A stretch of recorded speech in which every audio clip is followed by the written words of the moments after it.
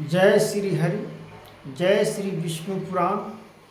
आज विष्णु पुराणों से आज वर्णन करता हूँ और विष्णु पुराण का महिमा जो समझते हैं मित्रों, माताओं बहनों, जो विष्णु पुराण अवश्य सुनते हैं और जो न समझते हैं वो भी अवश्य सुनने का प्रयत्न करिए और समझने का प्रयत्न करिए कि भगवान विष्णु पुराण में क्या महिमा है, क्या वर्णन है और उनका उच्चारण क्या है। एक दिन में तो कथाओं समाप्त नहीं हो सकती है। विष्णु पुराण इतना महिमा उनमें है जो आपको संक्षेप में कहा कर समझाया जा सकता है कथाओं में। ये न कि किसी को इससे ठेस पहुँचे और इससे किसी को तकलीफ हो, क्योंकि इसमें विष्णु पुराण में एक बार में आप बहुत लंबा वीडियो खिंचा सकता है। इसलिए आपको थोड़ा थोड़ा वीडियो में करके विष्णु पुराण की महिमा का वर्णन को उच्चारण किया जाता है।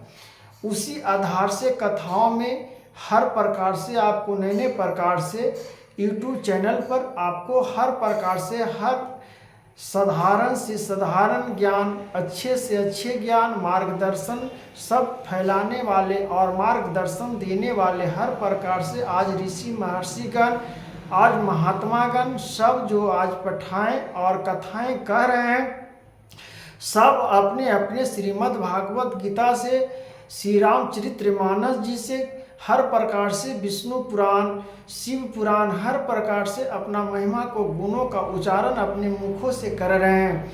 इसी प्रकार से विष्णु पुराण का महिमा का वर्णन मैं करता हूँ और लक्ष्मीपति विष्णु हरि की जय हो। इस प्रकार से संक्षेप में ही कहा जा सकता है मित्रों, क्योंकि जग उत्पन्न और विस्तार से कहने के लिए कम से कम 7 दिन की समय चाहिए, तब जाके विष्णु पुराण समाप्त होते हैं। उनकी कथाओं को पूरा करने में समय लगती है। इस प्रकार से हर माताओं बहनों को विचित्र रूप से और भगवान विष्णु के बारे में समझिए। 5वां अध्याय का 7वें पतलोक को वर्णन है। श्री पराशर जी बोले, हे दिवज, मैंने तुमसे यह पृथ्वी का विस्तार कहा, इसी की ऊंचाई भी 70 योजन कहता हूँ।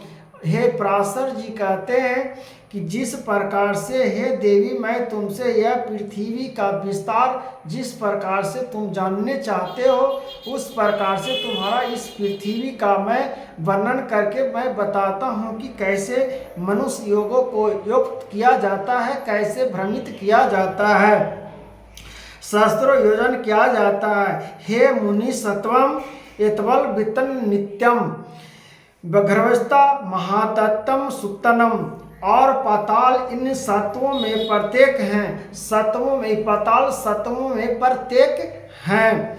प्रत्येक 10-10 सहस्त्रों योजन की दूरी पर हैं। हे मैत्र, सुंदर महलों से शोभित वहाँ की भूमि शुक्ल, कृष्ण, अरुण और पित्तवर्णी की तथा सकरमाई, करकली और शैली, पृथ्वी और सुगममाई है। हे महामुने, उनमें दैत्य जगह तथा बड़े बड़े नागिकों की सैकड़ों आदि निवास करती है। एक बार नारद जी पाताल लोक से स्वर्ग में आकर वहाँ के निवासियों से कहा था कि पाताल तो स्वर्ग से भी अधिक सुंदर है, जहाँ नागों के आभूषणों में सुंदर प्रयुक्त आदि कारण शोभित है। नारद जी इस बात को बड़ी हुई है, उस पाताल को किसने समान कहे हैं, जहाँ तक दैत्यों को महान से मैंने इस प्रकार से, जहाँ तहाँ दैत्यों और दानवों की कन्याओं से शोभित पातालों में किस युक्त पुरुष की भी प्रतीत न होगी, जहाँ दिन में सूर्य की किरण इस प्रकार से व्यतीत होती है।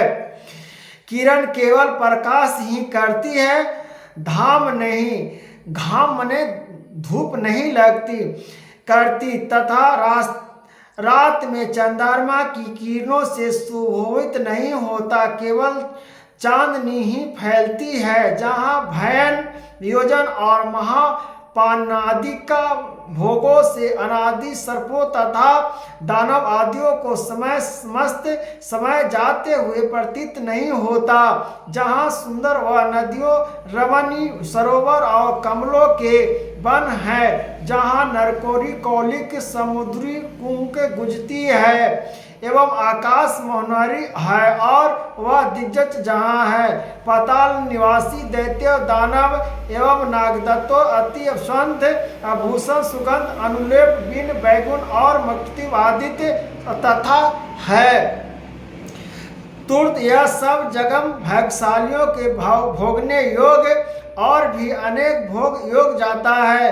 पातालों के नीचे विशाल विष्णु भगवान का शेष नामक जो तमोमया विग्रह है, उसके गुणों को दैत्य अथवा दानव भी कहा जाता है, वर्णन नहीं कर सकते। जिन देवर्षि पूजित देवों का सिद्ध अनंत कहकर पखन करते हैं, वे अति मिलन स्पष्ट संविदंत चिन्हों से विभूषित तथा शस्त्र सिर वाले हैं, जो अपने वर्णों की शस्त्र मणियों से संपूर्ण दिशाओं को दिव्यम करते हुए संसार के कल्याण के लिए समस्त असुरों को विहीन करते हैं।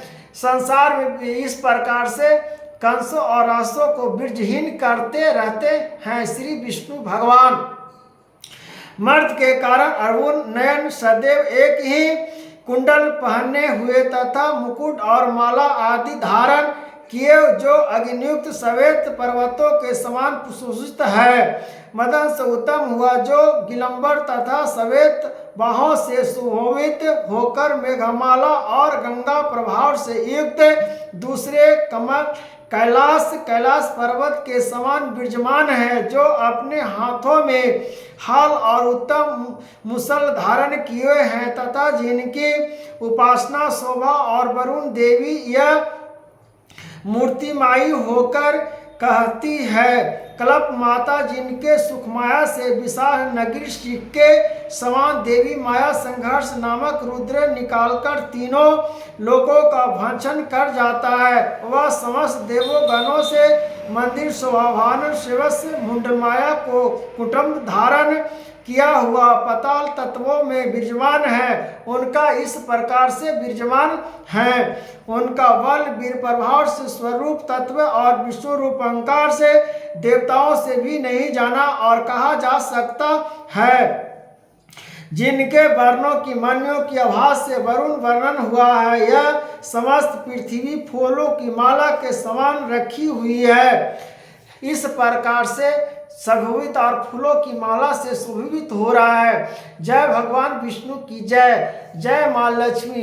इस प्रकार से श्री पराशर जी बोले और नारद जी इस प्रकार से पृथ्वी लोकों से आप स्वर्ग उस प्रकार से आप समझ गए होंगे मित्रों कि कैसे उनकी महिमा और वर्णन का उच्चारण किया जा सकता है। जो संवेदनाशीलताओं से अपने मन और वाणी से शुद्ध रहना चाहते हैं और समझना चाहते हो, तो वो महिमा और ज्ञान की परिभाषा को समझने के लिए और ग्रंथों का वेदों का उच्चारण जरूर करना होगा। उनका जब तक अध्ययन नहीं हम करेंगे, जब तक मेरे ज्ञान और प्रदर्शन को नहीं फैला सकते हैं। इस प्रकार से अपने ज्ञान जब तक जीवन में वेदों और पुराणों को नहीं अध्ययन करिएगा, जब तक उड़ते हुए बातों पर अध्ययन न करें रखी हुई है, उनके बल बिर्ब का वर्णन भला कौन करेगा। इस प्रकार से भगवान हरि का महिमा को गुणों का उच्चारण मैंने किया हूँ। इस प्रकार से उनका गुणों का स्मरण करते हुए जय श्री विष्णु भगवान, आपकी महिमा का और वर्णन की जय। जय श्री नारद जी, जय विष्णु जी, श्री पराशर जी, जय पराशर जी, जय श्री हरि, जय श्री विष्णु भगवान की जय, आपका महिमा की जय।